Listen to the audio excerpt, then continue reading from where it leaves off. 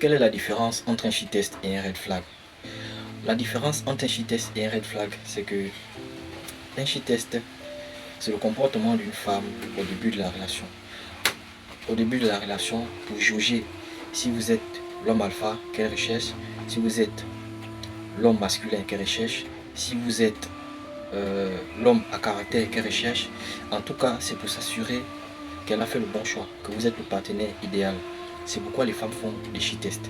Et ça arrive généralement au début de la relation. Parfois même c'est pendant la drague que la femme vous teste.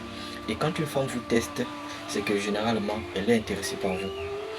Et l'erreur, c'est que quand la femme vous teste, c'est de faire exactement ce qu'elle veut.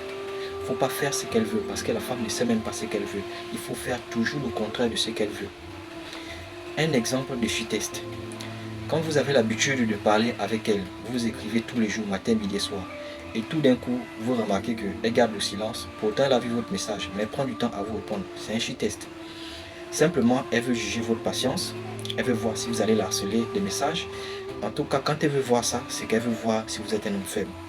Et c'est comme je vous ai dit, toujours faire le contraire de ce qu'elle veut. Si elle veut que vous la harcelez par les messages, ne le faites pas. Elle est en train de juger votre masculinité. Et si vous montrez que vous êtes faible, elle va mettre une croix sur vous et elle va passer à autre chose. Ça, c'est un shit-test. Toujours faire attention et toujours faire le contraire de ce qu'elle veut. Maintenant, c'est quoi un red flag? Un red flag, c'est le comportement qu'une femme a pendant la relation. Là, ce n'est plus au début de la relation. Là, c'est pendant la relation. Vous êtes en relation depuis un certain temps. Lorsque vous voyez certains signes qu'on appelle des red flags, ça doit vous alerter. Je prends un exemple. Si vous remarquez que à chaque fois que le téléphone de votre meuf sonne, elle court dehors pour répondre, c'est un red flag. Simplement. Pourquoi elle ne répond pas devant vous? Ça doit vous alerter. Ce sont des signes. Quand vous voyez que son téléphone est tout le temps sur vibreur, quand elle est avec vous, est tout le temps sur silencieux, c'est un red flag. Ça veut dire qu'il y a des coups de fil qu'elle ne veut pas que vous voyez. Ce sont des red flags.